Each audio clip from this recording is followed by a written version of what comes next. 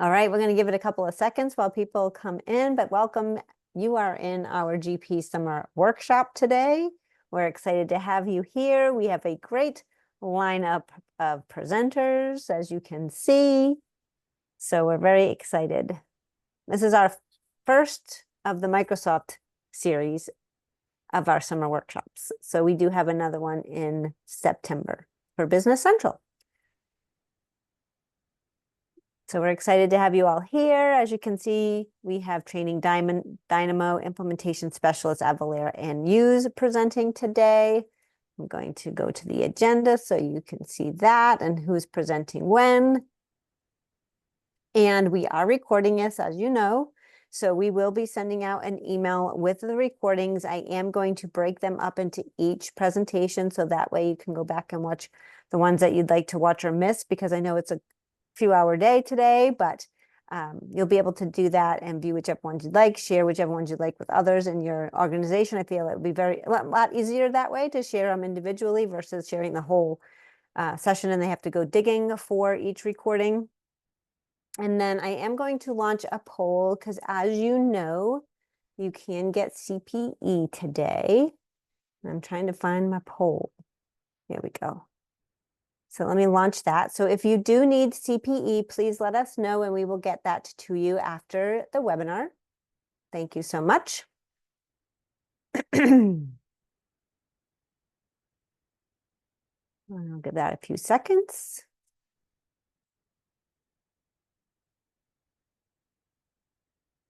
Okay, awesome. So there will be also polling questions throughout each session. So make sure you do all those polling questions for each of those. And we do also have some handouts in the chat. So if you go check out the chat, you'll see I put together the Dynamics GP worksheet for you to take back with you with some key takeaways, some next steps, some questions to ask the team and so forth. And Use will be talking about their state of automation report today. So that report questionnaire will be in here as well for you to be able to use when they wrap up the whole day for us at the end at 2:30. So just make sure you get those, and I will also include those in the email recording as well. So with that, I am going to stop sharing my screen and let Amber take it away. Are you ready, Amber? I'm muted. I could have just done a mic. Learned something. I've had to do different challenges in presenting, but being silent the whole time would probably be the worst. Flip through. Okay. Yeah, exactly. So take it away. I will be silent and launch your polls when you need me to. Awesome. Okay. So I just want to say thank you guys for coming. And if you're watching this in the future, hello from the past. My name is Amber Bell. And today, the goal today was to show you some tips to help with your month end and year-end close in Dynamics GP. The reason I thought of this is that a lot of times when I'm getting, so for what I do with clients is I am not a partner, but I will come in and be, help advise them on how to improve processes and fix issues.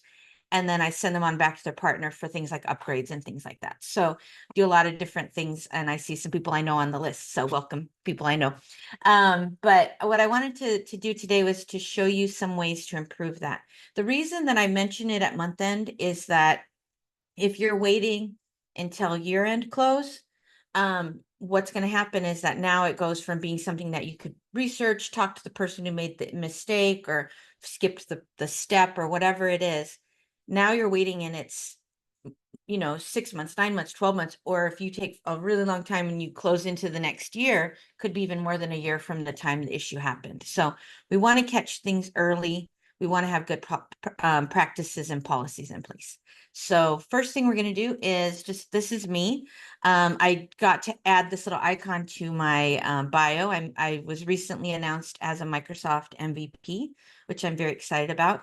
Just before joining this meeting today, I was actually in the Dynamics GP MVP meeting that we do every quarter, just seeing what's coming new in the version that's coming out in October. So I cannot tell you because I've signed a whole lot of NDAs, but it's exciting to see that things I've requested have been implemented, things that people that were on the call or that their clients have requested have been implemented, which is very exciting.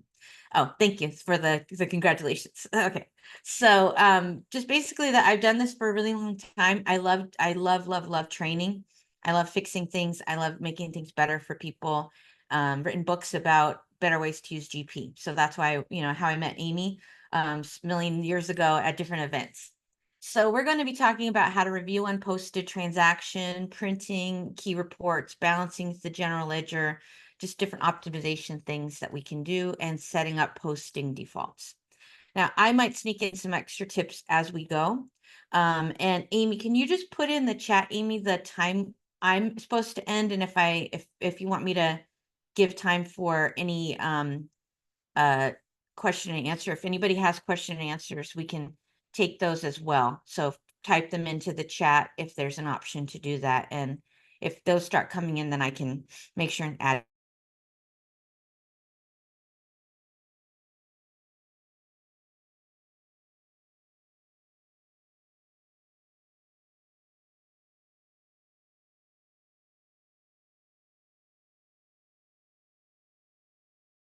that I just found people were skipping. So I ended up writing a book about it for month end and year end closing. So first thing that I wanted to talk about was that it's important to be printing out your edit lists. I've worked with a lot of people that will either skip using batches, which that's an option, but if you're skipping batches, you're not getting that check and balances or having someone else review what you do. One of the things that I showed, I did a session with Amy and the folks from Use and a couple other people a few months ago, which Amy recorded.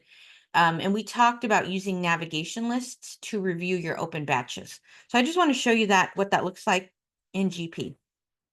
So if you go into GP, this feature works right now for general ledger, AP, and AR transactions. So if you look here, you're going to see this list that shows the batches.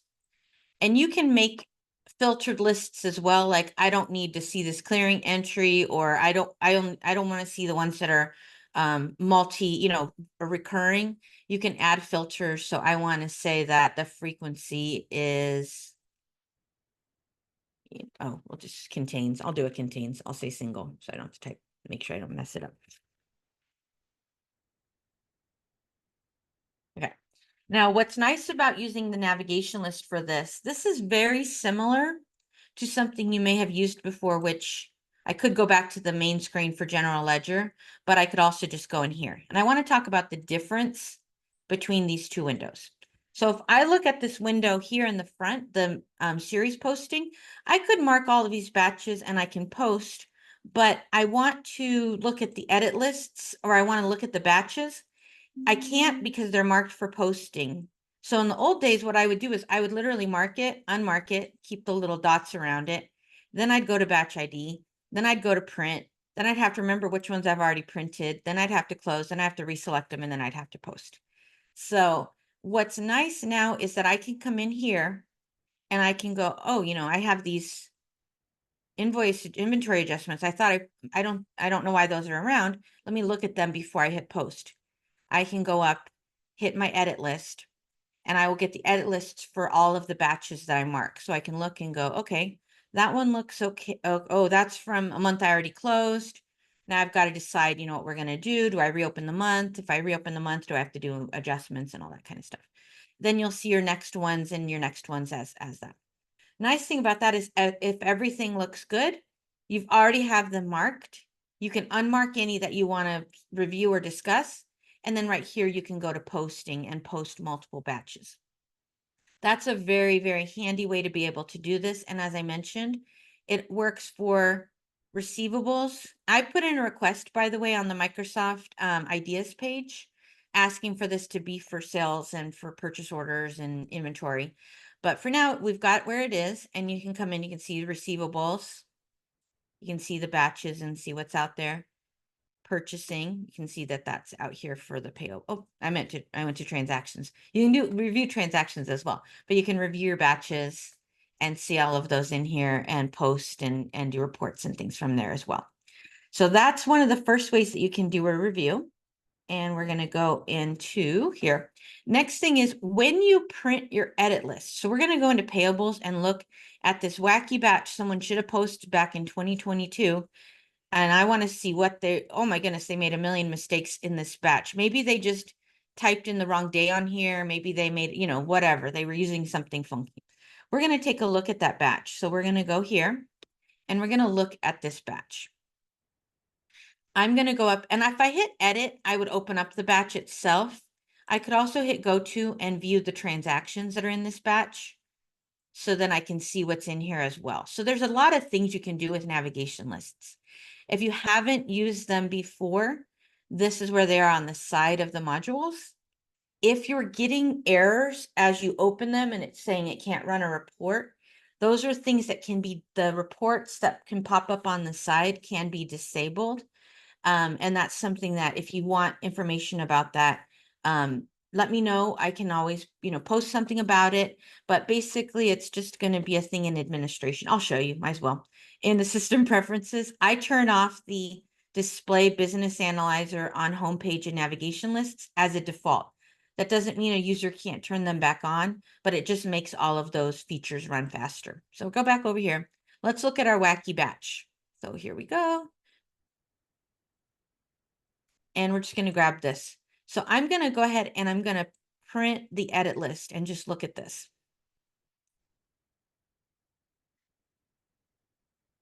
Okay, so fiscal period is closed. I have things that are in a current, you know, a future date, and I have a past date for the posting date. That's going to get really confusing. I have ones that have, I did another one, I messed up. I took all the distributions away. So this one won't even post. But let's say that I completely just didn't print an edit list. If you do that, we're going to talk about how to get around or deal with that if that happens. Best thing is to fix it before you try to post. That's why an edit list is a really good thing to do. The other thing we can do is run reports like in SmartList, look at unposted transactions. There's ways to check them, but we're going to talk about, well, what happens if somebody just doesn't do that? Okay. What will happen is that the transactions will go into what's called batch recovery. I have the navigation here, and Amy's going to have this, these slides that she can provide for you, and it'll be available with the recording as well. So these are reasons things go into batch recovery. Closed fiscal periods. I made my fiscal period closed on the batch I'm showing you guys. Unbalanced distributions. Simple way that that happens that I've seen a million billion times is if I'm in something like, this happens all over, not just AP and AR, but let's say I'm in AP and I go in and I pick my batch. I'm going to pick my same messed up batch anyway. So grab this. And we're just going to go here and we'll go.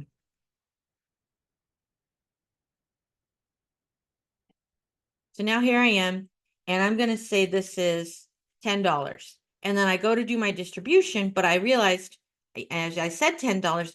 Oh, I forgot to make it $10. It really should be $10. So I go back out here and I go, okay, I fixed it. And I go to my next transaction.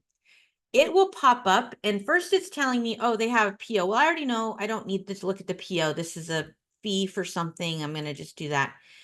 And then this pops up that tells me that there's errors. But let's say I just click that okay, I don't care about the PO. I just see the word save. I think it means, you know, I don't read the message. I just said, I think it says, do you want to save? Oh yeah, I want to save the transaction. People will kind of sometimes just ignore what the actual message says and just start clicking okay and save and go on. And they missed that that's out of whack. Now, the way that that happens is if you've already opened up, it's going to be this last one. No, we'll fix it on the one that I did. We'll go by document voucher number. It's the last one I just did. Okay. The reason that happens is if you, once you open distributions, it locks the accounts and the amounts. So if you need to update that, you either manually have to type it in, or if it's going to stay with the same account or accounts, with the same account, that's the default from the vendor or customer. you can just hit default and it'll reset that for you. If I had split this against multiple departments, and I just, I could manually fix these without having to lose all of the splits that I did for how to distribute. So that's one is fixed. We're going to hit save. Okay. I don't need to see the PO, but if I do want to see the PO, let's just do that. This can open up, and that way I'm not accidentally doing a new invoice for something that they have on a PO. And I go, oh, you know what? I really should have been matching to this shipment. I can come in here and I can go in and invoice this shipment. So there's features in GP to help prevent issues and errors. And that's one of them, so that you don't end up with things started on a PO, received on a PO, and oops, I accidentally invoiced it on the payable side. So that feature is going to be under setup payables, and we're going to warn if vendor has existing PO. So that's a bonus tip I didn't have, but I thought I'd show you. It's under purchasing setup payables, and you check the box warn if vendor has existing PO. We're going to click OK. Okay. So reasons things go into batch recovery: closed fiscal periods, unbalanced distributions, power issues. I had a client who was in a medical type facility, and they had a big generator that would every day go on at a certain time to just like verify the generator work. It was just part of the way their electricity thing would work to just verify it was still working. When that generator kicked on, it would lower their power just enough that if they happened to be posting at that exact time, the batch wouldn't finish posting. So power issues can not even be a full blackout. I had someone lean back in a chair, unplug their computer. That caused a power issue. So there's different reasons, not just a full, like currently I'm in Connecticut, we've had power outages everywhere from storms. Not just that can make that happen. The other reason can be account settings. So if you've inactivated a GL account or turned on the option to not allow posting to that account, that can cause it. So let's cause a batch recovery situation. And we're just going to save that, and we're just going to continue. Okay. So we're going to go back, and I can use my same little thing here. And let's say I don't use the edit list. I don't look at it. I'm going to hit post and post. Okay. So we're just going to do the first posting journal, and I don't care about the rest for right now. We're going to let these go through.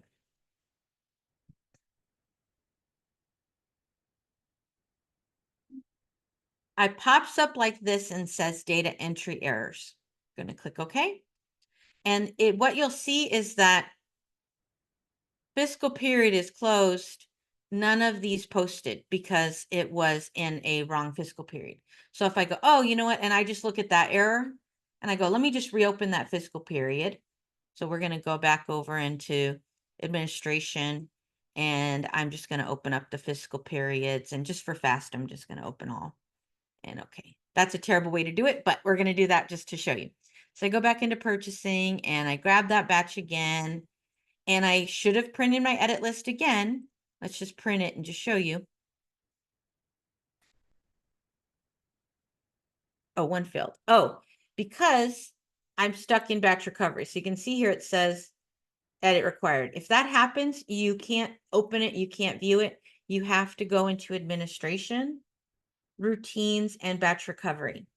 If you can't remember how to find batch recovery, I work very hard to try to slow down during training, and I tell people if it's being recorded, you can run it at half speed.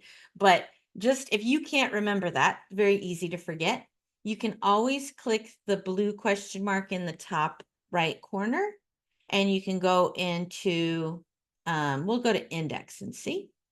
And I can just type into here, batch recovery. And we're going to say continuing batches posted with errors. This will give me the navigation to that window. I can also make this into a favorite. So I can add this into the favorite and rename it down here. So we'll just say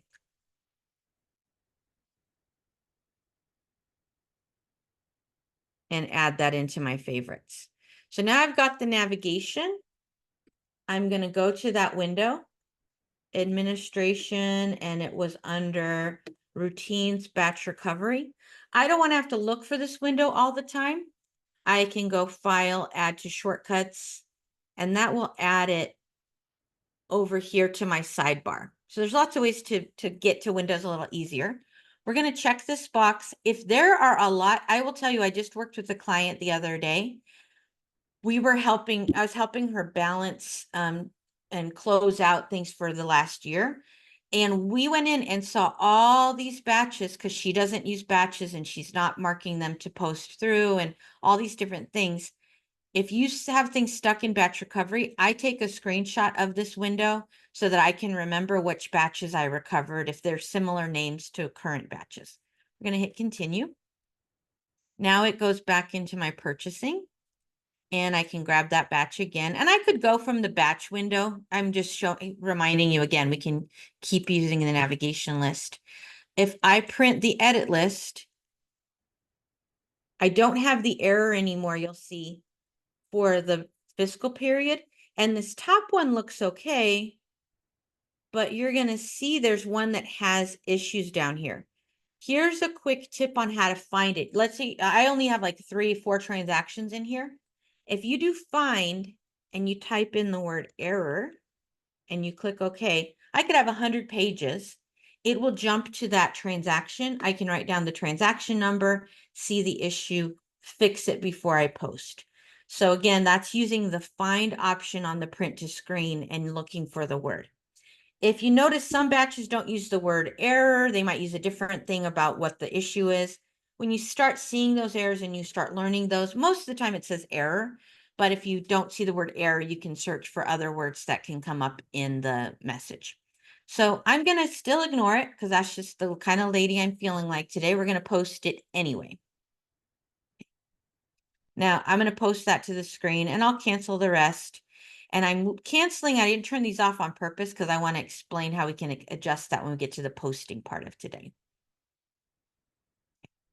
So right now I look and go, wait, why, there's errors again? Okay, click OK. Now, again, I go back into batch recovery. If I refresh this, you're going to see there's one transaction that's left in here, but I can't try to post it. If I go into, let's see if I can view the transactions, if it'll let me. I'm not sure if it will. Nope, I can't even get to the transaction until I batch recover it. The reason is when it's batch recovering, it's taking, as a batch posts, it goes from, the work table over to the open or history tables. You're catching it kind of mid jump, and it has to rewind back to the edit jump and the open jump, or not the work jump, the place where you can edit it. So we're going to go back into admin. Now I'll show you a little tip for this batch recovery. I use this, let's say I'm always making these crazy issues. I'm going to right click on that issue or that shortcut. And I'm going to go to shortcut properties and I can assign a function key. I'll just use F11. I always put it into the name so that I remember what function key I did. We're going to click OK. And now if I'm back over, and oops, sorry, didn't mean to do that. And I'm back over into purchasing. And I had that pop up. I could be anywhere. I'm going to hit the F11 on my keyboard. It will open that batch recovery. So I like having that for, like, let's say it's coming up and you're the person that opens and closes fiscal periods. You're the person that does all of these different things. You're the one that ages the AR. You can have function keys to open those windows. We're going to continue. And then for this time, I'm going to go to my regular batch window just to show you that this will work as well. Got our same old wacky batch. We can see that it posted one time before, even though it's a single use. That means that when I posted it before, it had a batch error. That's why it had been posted one other time, the same batch number. We're going to print this. And I always print this edit list if it's gone into batch recovery, because sometimes you go to the transaction and you can't see the error. It might be a date issue that you don't realize. It might be a general ledger thing that you don't know. So this right away will tell you what the issue is. And then you can go to the transaction and fix the transaction. and, do a lookup and see that transaction. Go to my distributions. And in this case, I just took out the AP account, or I don't have a default AP account set at the system level. I'm just going to hit default. I on purpose messed this one up to show you that I could just reset this. And now if I did this, I'm just going to continue. Now the batch is ready to review and to post. Okay. I spent a lot of time on that because I've had people who just assume, okay, I posted a batch. They will just not look ever in batch recovery. And then those things are stuck there, and they could be stuck for months and months, or there's transactions that didn't post through. They're stuck there for months and months. And then now you go, well, we had AP out of balance with the general ledger. Well, that's because you have 20 unposted AP batches, and that's why the GL didn't match what the aging was showing. So double check that batch recovery doesn't have any transactions, and you can also double check master posting. Master posting is going to show you all batches from all the modules in the system. So you'll see here, this is not just showing me general ledger or AP. I can go by module if I want. But I can't print the edit list from here. But if I do want to get to the batch, I can click it. In this case, I just want to get rid of this batch. And then I can come in and I could delete it out of here because there's nothing in there. And then if I refresh, it's gone. So you can use this as a way to review what's sitting in the system. You can also use Smart List to check for unposted transactions. Oh, there's a little more. Let's see what this is. Oh, Q question. When we're trying to close the year, we sometimes find unposted or abandoned purchasing batches with a posting date of 6/30. Does it literally say the YYY, or do you just mean that it's just that if it's YYY, that's weird. But if there's just, you want to figure out which ones have that posting date, I will show you how to figure out which ones have that posting date. So I'm going to click that I answered this live. If it literally is just putting a wonky, like not having a year on it, that's a whole separate thing. But I'll show you how to look for that. So I'm going to come in.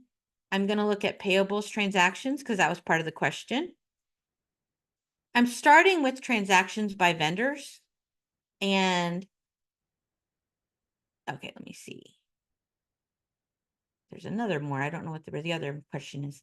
Oh, we'll hit done. Okay. So I'm going to add in a couple columns in here. So first thing I'm going to do is I'm going to hit add. I'm going to click any line, hit the letter B, grab the batch number. I can move that up to the top if I want. Let's go there. And then I'm going to go into add, and I'm going to click on D, and I'm going to go to document status. Okay. We're going to click OK. Now, right now, what I'm going to do is save this. So we're going to start it as a favorite, and we're going to say unposted AP. And I could go back to home and I'll say Smart List. And we'll do this. Okay. For example, I'm going to make this visible to just my user ID for something, and I'm going to make this a favorite and reminder. It is not done yet, but I wanted to save it since I've got most of the columns I want. Then I can come in and hit favorites modify. So we're going to add this as a favorite and reminder. Remind me when the number of records is not equal to 0. Okay. So right now it's basically every transaction that I have.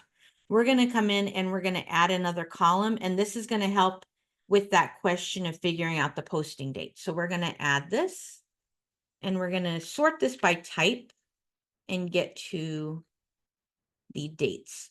So we're going to look at posting date. That's the date it's going to hit the general ledger. There. And I can move that up.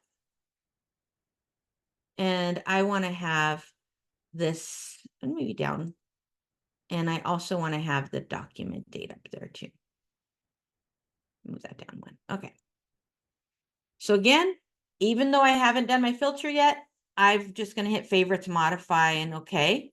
And now we're going to put in our filter. So we're going to say search where the document status is equal to unposted. Okay. Now we're going to hit favorites and modify and click OK. So now I can see in here, oh, wait, you know, like this was one, let's say that somebody used a date after June, but they on the document, but you can't figure out why it's coming up based on the posting date. That's where you can see the date it will be hitting the general ledger. And now I can go in, double click, I can go to the actual transaction, click on this little blue arrow, I'm in the batch, print my edit list, and then I can post it if that's ready to post. So hopefully that will help. And now since I made it into a reminder, you'll see I have Smart List Unposted AP. I also made it just visible to my user ID, which automatically made it into a My Report. We can add smart lists to My Reports a different way, but this is a quick way to just, if you're the only one caring about it, make it visible to your user ID. And you can also jump to that from there if you don't want to make it a reminder. Okay. Next. Okay. When batch recovery doesn't work, there is an article from Microsoft that goes through the SQL scripts that have to be run. But anytime you see this kind of stuff, you do not do this without working with a partner or someone who can do a backup. If they went in there and said delete something and they forgot the where statement on some of these or the update statement, they are going to screw up all the batches that are out there. So if they like this, they're supposed to filter to the specific batch number. If they just went, oh, I'll just hit this, and they don't do that, the right filters, they could be screwing things up. If they don't tell users, hey, everybody get out of the system, they can screw stuff up. So this is an important fix to know about, but it is not something you just go and do if you're having an issue without backups and without working with a partner, or if you have a super SQL pro that can follow these steps and definitely do a backup first. So it is out there. It's important to know it's possible to fix them. Usually they're stuck in posting, locked. There's different statuses. There's other things that I check before I run that fix, but it is something that is fixable. Don't just think, oh, it's been stuck in printing for 20 years. We just ignore it. That's when you talk to your partner and get that fixed. Okay, next. At month end, you want to print key reports. So print trial balances for your control accounts. And by those, I mean your AP, your AR, your cash account. It's connected to checkbooks, your inventory accounts, any of the ones that are going to balance the subledgers. I'm going to show you a tip on how to use navigation lists to do that, and how you can use a user-defined field to do that. We also might want to do that with a regular trial balance so that we can get it by month, and I'll show you that as well. And we'll talk about the payables, receivables, and those historical trial balance. And then for the purchase order processing, I'll discuss that one. I think I forgot a slide for that one because I was going to skip that, but we'll mention it. Okay. So if we want to print a GL trial balance, we're just going to come into financial. Now, the standard way is just to go into trial balance here, pick detailed or summary. I like worksheet, and I'll show you why, because I'm going to pick this balance sheet worksheet. So I want my posting accounts. I can include inactive if I wanted. I could include zero balance if I wanted. And then I pick my range based on my main segment. And then I'm going to hit print. Okay. Now, right now I've got a bunch with zero balance. I just want to show you that I can include those or exclude those. Let's go ahead and take out zero balance and print this again. So now we can just see ones that have a balance. And I like this one just because I think it's very easy to read. It's based on through the end of the year, so I could change the date range as well. So I could come in here and say I want it from the beginning of the year through the end of previous previous period. Let's just do that. And that would print now when I'm trying to balance for the month before. That's going to just show me ones from the beginning of the year with their balance as of the last day of the previous period based on my user date. Now then I can go in and check those versus the age trial balances, I've got it all in one place and I can mark those that I've verified. You can also do, so I'll save that because I actually like that way better. We can also do this with a summary, and I set up a summary that I like. So in the summary, same kind of thing. I did the segment from here to here. I can do the same thing. I can go beginning of the fiscal period and through the end of the previous period. We'll just throw that in there. I did subtotals, and that's what I wanted to get to show you guys here. We're going to turn on inactive as well, because they could have had a balance. You can inactivate accounts that have a balance. So that's why I included the inactive in here. We're going to print. And we're going to go here. And now you can see that I could look month to month if I wanted as well in a group, and I've got all the accounts there. Okay. Now, the way that I like to do this is also to use my navigation list. And we're going to do this navigation list. What I did for here is I found my accounts that I'm going to balance, and I can come into here.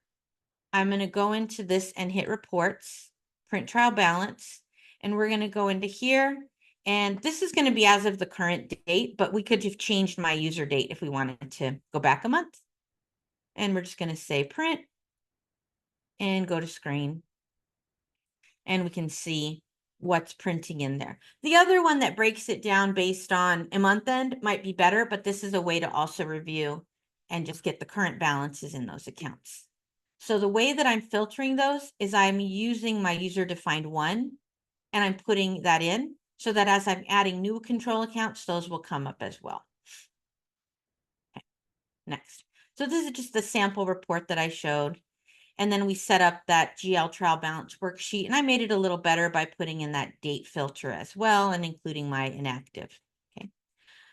If there's a report that you really like and you need to use it month to month, then what we can do is add that to my reports. So we're going to go back and get to that report because I actually really liked it. So we're going to go, we'll do it for, I did it for GL on the screen. I'm going to do it for sales, and I'll do it for my aging. So I want my historical age trial balance. We're going to get this. So I created this, and I'm going to change this to go end of previous period or month. If your fiscal periods and months are the same, they'll be the same. If I'm balancing to the GL and my periods do not match months, make sure you pick this as previous period. We're going to always do this based on GL date if I'm comparing it to the general ledger. I don't need the detail for this. And I'm just going to have this go to screen. Now, I want to be able to print this as part of my reports. I want to be able to find it easily. So it comes up like this. I always do the same format. I just say GP report. So I know that it's not a smart list or a SQL report or an Excel report. So we're going to say GP report, AR, or we'll go AR.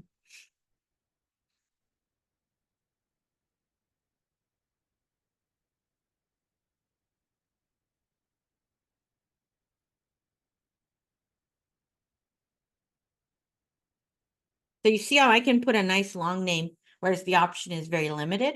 When I click OK on this, you'll see it says down at the bottom, added to my reports. I'm going to save this and close this. And now if my standard toolbar is turned on, you'll have in my reports that drops down. I can click it there. If I have my reports turned on my homepage, I can print it there.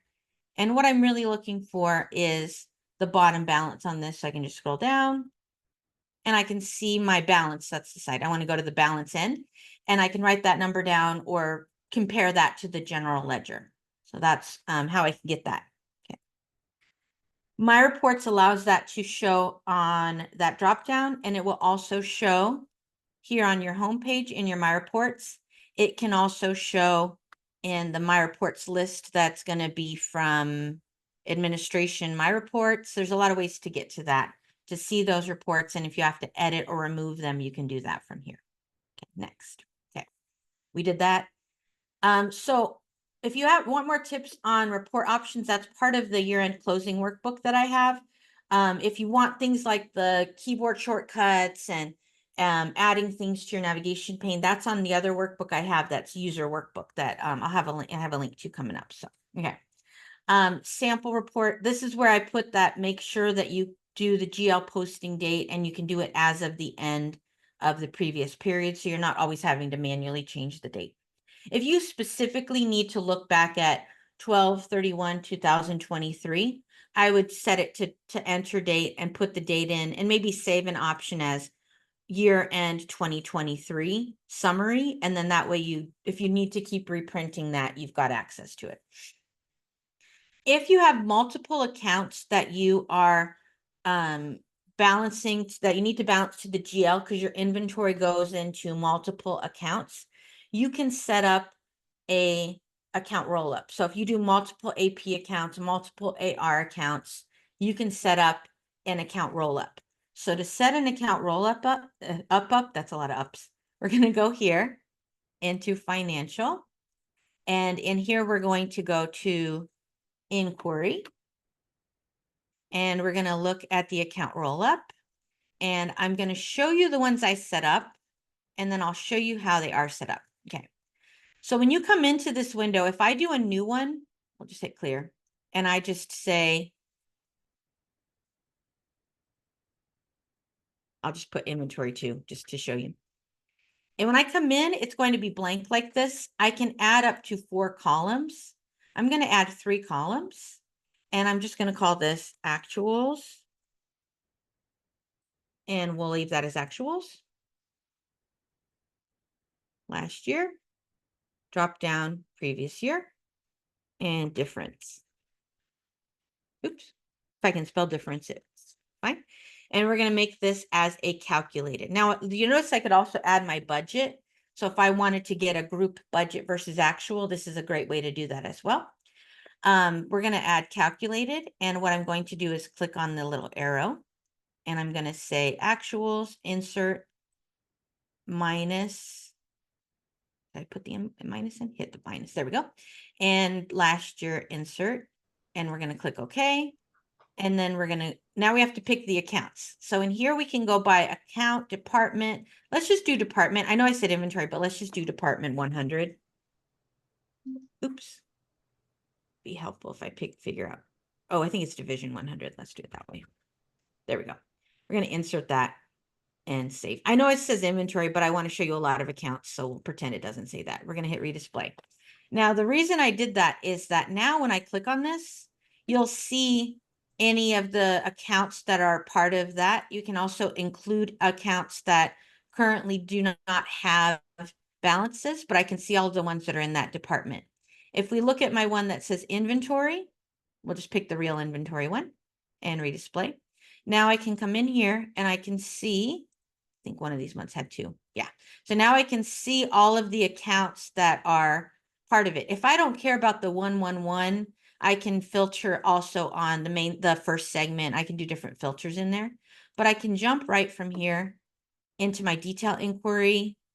And then I can view, double check and see what's going on in there. I can print this report in detail or summary. Let's print detail. I'm going to see what that looks like. So then you can see all the details of what's going on with that. Okay. Wonky report. I would probably do summary, but you can come in, you can see the net change, or I could see the period balances. So then I could, again, print that in summary and get the list of all of those. Okay. Now, go back here. I really like that one, the fact that you can drill back into there. Okay. So then, again, this has gone over in the workbook. You also have it in the video. So if you don't just want to watch the video, it's there as well. Now, when I compare the numbers, I look for a point in time, or I will download that the summary. So like what I will do is, let's just do this for cash. I don't have this in the slides, but I want to show you what I do. So let's say that I'm trying to balance my checkbook and I just want to see what a cash account is assigned. So we're going to grab this. Okay, that's my 0001100 account. So I'm going to go into here, 000110000. Okay. So I've got my accounts here. Now I haven't closed that year. So let's go back and see. You can see on my test company, it's all wacky. See which one's the last. There. Okay. So here I've got my last one where I've got a beginning balance. So what we're going to do is we're going to print this to screen. I'm going to grab these, copy it. I have this tip on my website, like how to turn this into Excel pretty quick. Go into my Excel. And we're going to paste. I can dump out this. I don't need this. So then what I do is I just click on the column 1, go to data, text to columns, it's fixed with. It always tries to break after the word period. For some reason, we're going to double click that. And now if we hit finish, we will see that we've got our balances. Now I would go in and I can look at my checkbook balance and balance. Choose that. Now, the one thing to know for checkbooks, for AP and AR, it's pretty straightforward. You just run your AP or AR aging. I literally just did this with a client the other day. And what I did was showed them that they can actually get the actual month-end balance in case their statement isn't a true month-end statement. So we're going to go to checkbook balance. I'm going to pick this. And you know, before I have to hit redisplay for it to pull data. They fixed that in the newer versions. If you have an older version, be sure you put the date in first. And we're going to just go, what period do I want to look at? I want to look at, forget what year that was. Did I leave it up? Summary? It didn't. Okay. We'll just pick an old year just to show you how we do this. So let's just pick 01, 31. I think it was 25 or something. We'll do that.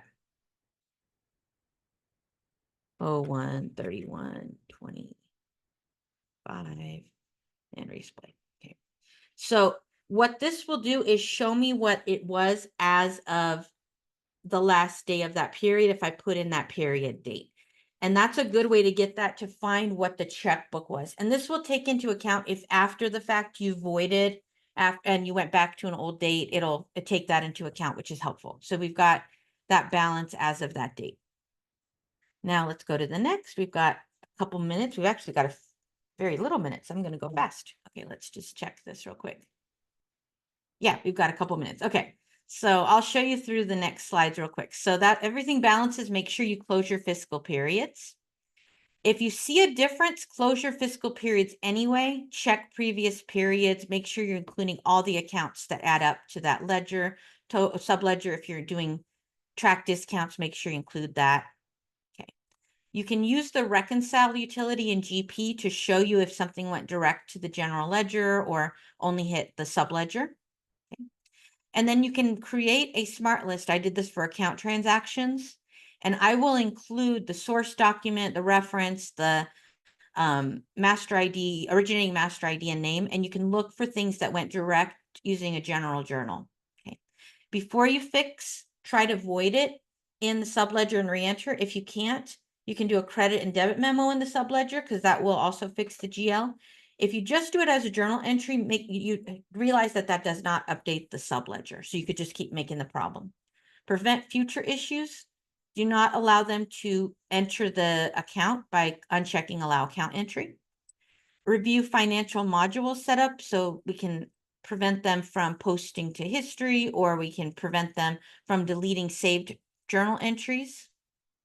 Review your posting settings. So if you want to make sure it posts through, and even you can allow it to post through for transaction level posting. Just know that when you do this, they can be posting without edit lists. So you're not having someone review it before posting. If you have only one control account, you can set it up in the posting accounts default window, which is listed here, administration setup posting. If you add it to the customer or vendor, you could be causing issues if someone puts the wrong account on the wrong place. So if you look at that, I've seen people accidentally put the expense in that field and it throws off AP. Okay. Other thing I always turn on is separate payment distributions. This shows the amount going in and out if you enter and pay a transaction at the same time, so that when I'm looking at my reports, I can see the full history of in and out of AP. Okay. So I got to the end exactly 12:20. I'm sorry I didn't allow enough time for comments. I got so excited about some of the questions and answering stuff.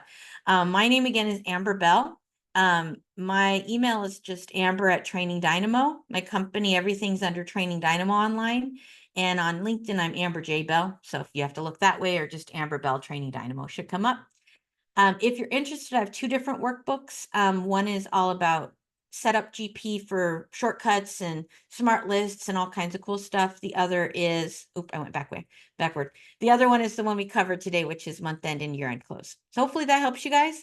And I know there's questions for the CPE credits. So Amy, Yeah. sorry, I went over a minute, but That's okay. We can launch them now. No worries. go ahead. Okay. Okay, let me And I can launch. stop my share. Yeah, you can stop your sharing. Perfect. If anybody does have questions, though, feel free to put them in the chat or the Q&A section, and Amber can answer them now while we do our poll questions. So thank you for taking these really quickly. Do you reconcile?